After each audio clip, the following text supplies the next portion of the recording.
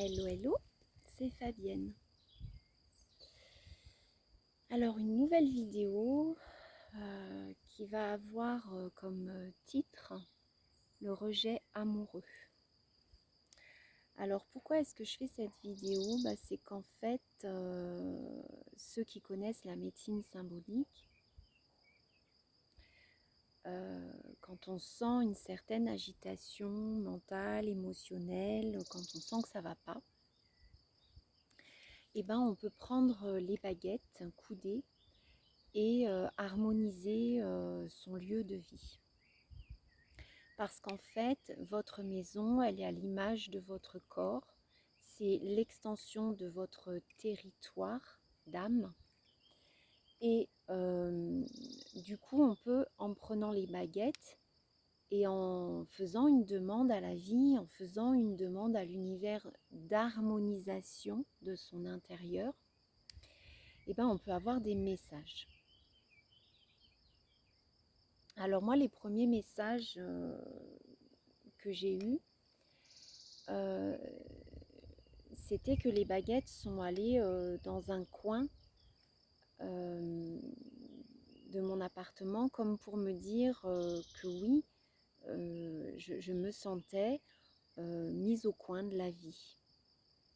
Je me sentais plus à l'intérieur de ce que la vie peut proposer. Je me sentais comme mise au coin. Deuxième message, c'était que il y a une épreuve de foi qui m'est proposée, à savoir est-ce que je crois en l'amour et est-ce que je ne crois plus en l'amour. Donc si ces deux messages sont sortis, c'est parce que le mois dernier, j'ai eu à vivre un rejet amoureux. Alors on en a tous, je pense, un peu vécu.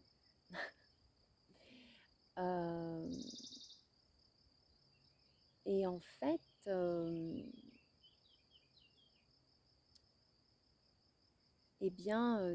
c'est quelque chose effectivement qui a traversé dans la matière et qui n'est pas du plus facile. D'autres gens ont des épreuves qui pourraient sembler beaucoup plus difficiles à vivre, comme toutes ces épreuves où par exemple des gens ont à vivre des situations de deuil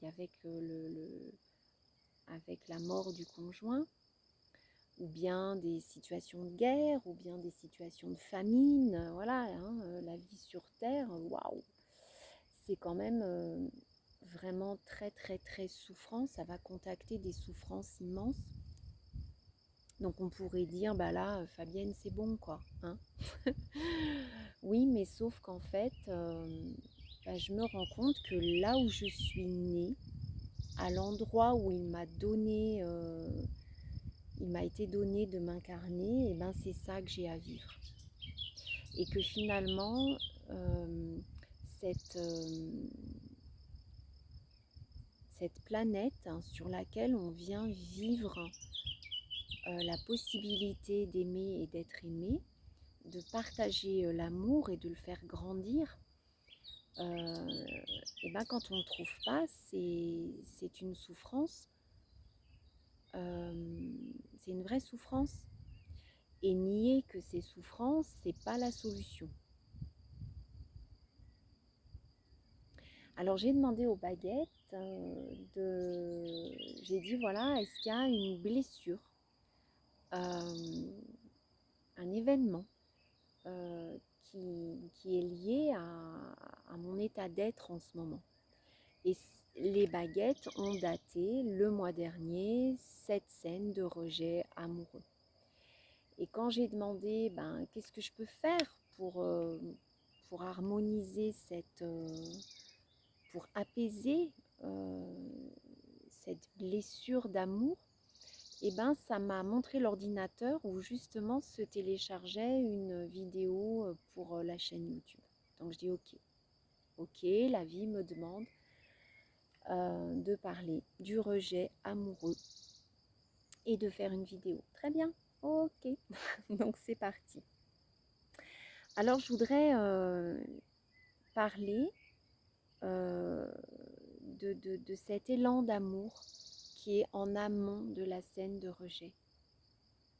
Parce qu'il y a véritablement un élan d'amour.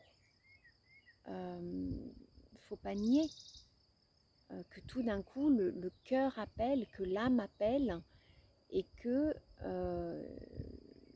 les trois dantiennes sont activées. C'est-à-dire que le mental est enfin au service du cœur, est enfin à l'unisson du cœur et se dit oui c'est possible, oui vas-y, et n'est plus dans la peur, non n'y va pas, tu vas te prendre un râteau, etc. Bon. Et puis le corps y va, le corps est ok et abandonne lui aussi ses freins. Donc la scène qui va mettre dans la matière, dans la vie, cet élan amoureux a lieu. La vie est d'accord pour qu'elle ait lieu. Et là, c'est un non qui tombe. C'est non.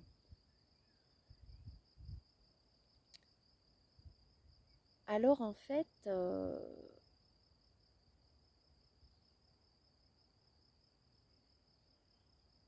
quand le non tombe, il y a un effondrement. C'est une évidence. Sinon, on n'est pas dans l'amour. Sinon, on a tenté quelque chose qui était de l'ordre que du mental ou que du physique. Mais si on est allé vers une personne avec un véritable élan d'amour, quand le non tombe, il y a un véritable effondrement. Alors je vous ai dit que je voulais partager des choses concrètes avec vous. Et en fait, ce qu'il y a d'assez incroyable ou presque amusant, ou je ne sais pas comment dire, mais c'est que ces derniers temps, vu que je prends la matière comme support d'une communication avec le divin, eh bien je vois qu'effectivement la vie m'avait prévenu de ce non. Ça m'avait été annoncé. Et par la personne même qui était l'objet de mon amour. Donc juste avant, il se trouve que... Oh, il y a une pomme de pin qui est tombée. Comme quoi quelque chose tombe. Hein. Et comme quoi, effectivement, des fois, c'est vraiment annoncé que ça va se casser la figure. Et qu'on va le prendre sur le coin du pif, peut-être. Et donc, en fait, ça m'avait été annoncé par une conversation qu'on venait juste d'avoir où il parlait de Charlemagne et de son épée. Il a eu besoin de regarder, de faire une recherche sur internet et de me dire ah bah tiens c'est rigolo, son épée s'appelait Joyeuse. Comme pour me dire oui Fabienne, il y a bien un coup près, il y a bien une épée qui va tomber et le challenge ce sera de rester dans la joie. Alors comment rester dans la joie? Comment rester joyeuse quand finalement l'amour ne peut pas se concrétiser dans la matière, quand c'est un non qu'on reçoit. Moi, j'ai pas voulu être dans des explications, dans des mots humains, quand ce non est tombé, parce que je me suis dit, mais quel est l'intérêt, quoi? Quel est l'intérêt d'être de repartir là-haut, dans du mental? Non. Si c'est non pour lui ici, bon ben voilà, il n'y a plus rien à dire. Et donc en fait,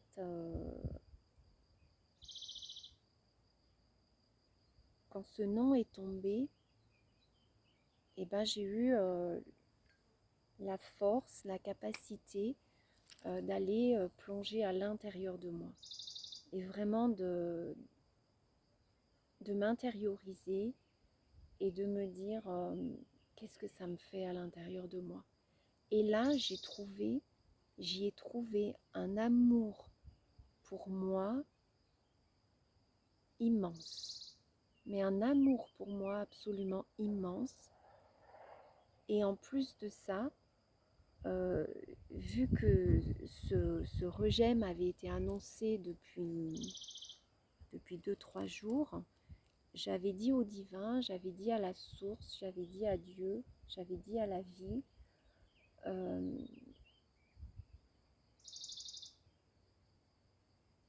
que je resterai en connexion avec elle. Voilà.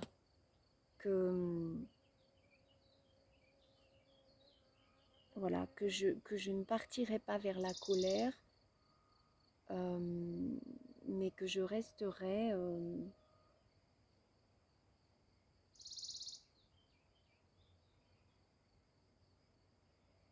je sais pas comment dire, en accord en fait avec ce qui se passe.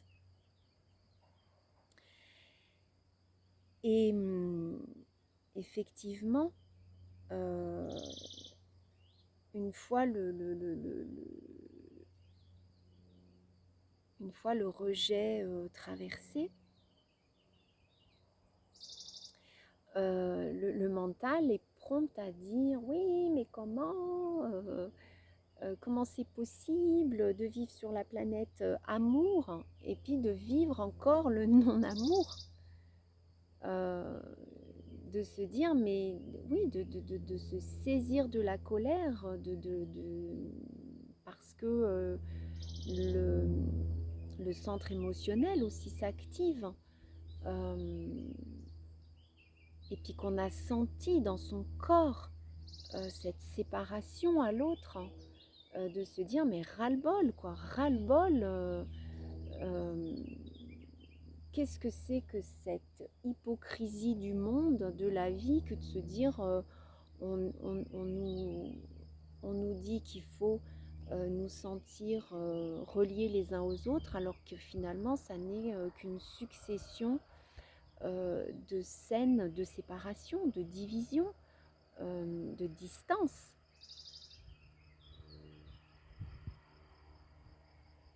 Sauf qu'en fait, eh ben, sur le moment, cette distanciation matérialisée très clairement dans la matière, hein, très clairement manifestée, eh ben, m'a fait opérer une connexion à moi et au divin comme jamais.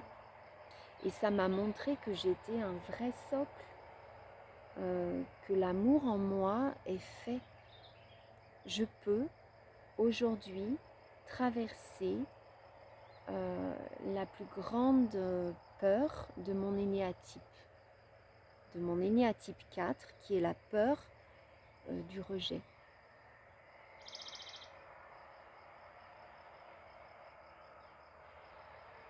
La peur de ne pas être adéquat avec le monde, et du coup de me dire bah t'es même pas faite pour l'amour quoi, t'es ce à quoi tu aspires et tu tends le plus, et bah finalement on te montre que t'es pas adéquate, que t'es pas ouais, que t'es pas que t'as pas atteint un certain niveau pour accéder à cet amour.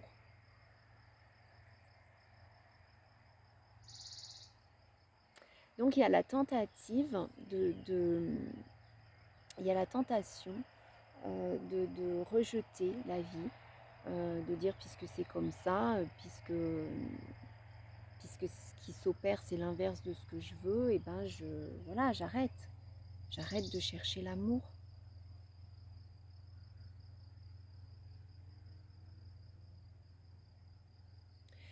Et en fait, bah, bizarrement, je me suis dit non. Je me suis dit, cette expérience t'amène à voir qu'à l'intérieur de toi, c'est immense. C'est une vibration pour toi qui n'a jamais été si belle, qui n'a jamais été si forte. Et c'est une reliance au divin qui n'a jamais été si puissante. Et là, je me suis surprise à voir que pendant cette scène de rejet, j'étais complètement en acceptation de ce qui se passait. J'ai complètement dit oui, j'ai complètement traversé et que même si le mental, l'émotionnel et le corps peuvent récupérer ça après pour mettre le bazar, et ben non, j'ai envie de rester alignée avec la beauté et la pureté de ce qui s'est passé à ce moment-là.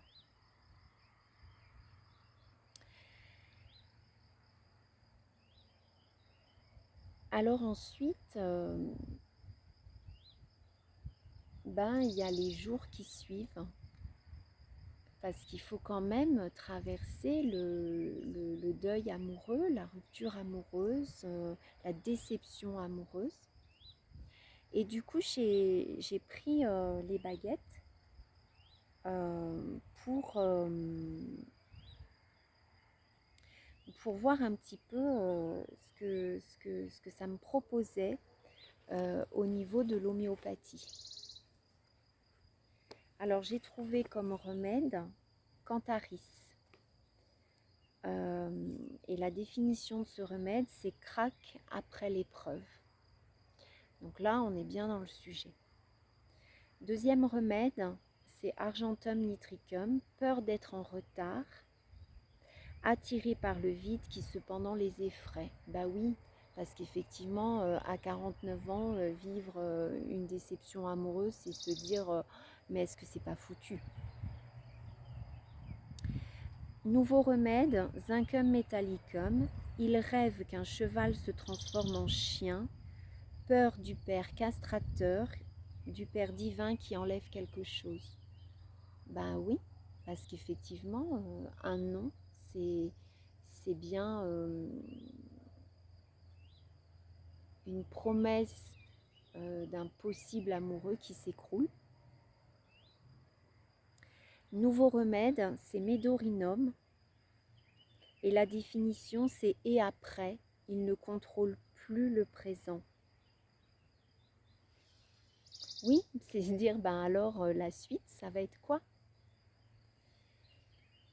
Donc là, on voit bien que l'homéopathie, celle que je pratique, elle peut être un véritable soutien dans la matière pour aider chacune des cellules de mon corps à dépasser, vraiment cet obstacle du non, du refus amoureux. Et ensuite, avec les baguettes, j'ai cherché dans ce livre qui s'intitule Dictionnaire affectif des plantes, et je suis tombée sur l'iner strié. Tirerait volontiers un trait sur son passé pour mettre fin à une situation qui dure depuis trop longtemps et qui ankylose le présent, l'inexistence des échanges amoureux.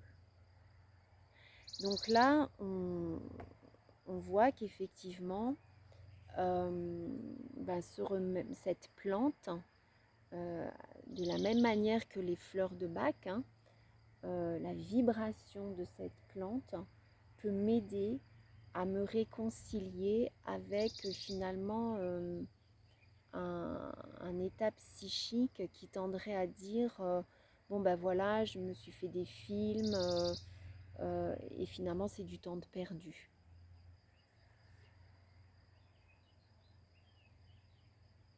C'est jamais du temps de perdu. la connaissance de sa profondeur en amour. Et finalement, là, je me rends compte que c'est de la personne que je suis devenue qui est capable d'exprimer à un homme ses sentiments amoureux jusqu'au bout. Et ça, c'est jamais du temps de perdu. L'univers, de par mon action, sait,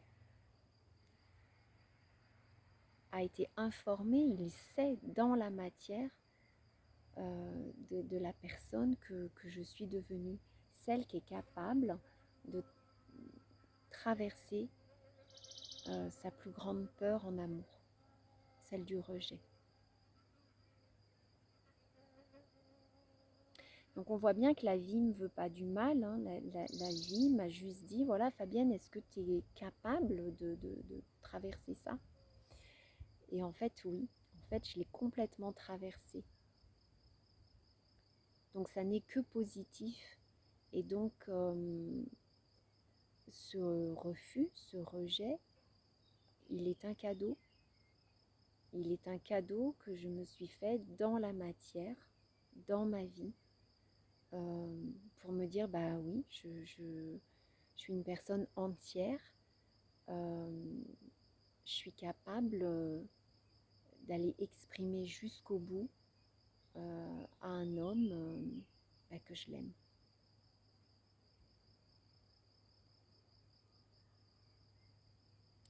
Alors je voudrais terminer cette vidéo en vous disant que le matin, maintenant, quand je me lève, je me connecte à la source, je lui parle et je lui dis, montre-moi la suite, montre-moi ce que je dois voir, montre-moi ce que je dois comprendre, montre-moi la nouvelle chose à dépasser pour vivre le meilleur pour moi et le meilleur pour toi, la source. Parce que je le sais profondément que ce n'est pas des choses trappes qu'on nous envoie, mais que c'est vraiment des expériences dont on doit tirer l'enseignement pour pouvoir aller plus loin. Et que si on est sur cette planète amour, on n'est pas là pour vivre des refus à répétition, des situations catastrophiques à répétition. Non, non. Mais par contre, on est bien là pour guérir tes blessures, pour les identifier et pour vraiment se mettre à soi du baume au cœur, pour ne plus être mentalement dans des pensées limitantes, dans des programmes d'action erronés, mais vraiment pour au contraire être petit à petit dans une ouverture de cœur de plus en plus grande. Et j'ai l'habitude de dire aux amis, si je deviens une princesse charmante, eh ben oui, je vais forcément attirer un prince charmant, quelqu'un qui lui aussi aura envie à la même vibration, à la même couleur, à la même intensité d'ouvrir son cœur. Un jour, ça se fera. C'est une évidence. Donc, un rejet amoureux, c'est effectivement, je pense, une expérience de foi, de confiance en soi et de confiance au divin, de confiance en la vie. Voilà, donc